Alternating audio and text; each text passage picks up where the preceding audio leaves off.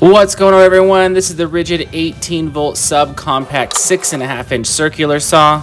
This definitely lives up to the subcompact description. It is significantly lighter than a 7.25-inch or standard circular saw, but still gives plenty of performance. I cut 3/4-inch plywood with ease. This tool packs a lot of punch, has a cut depth of 2.25 inches, and accepts multiple size vacuum hoses.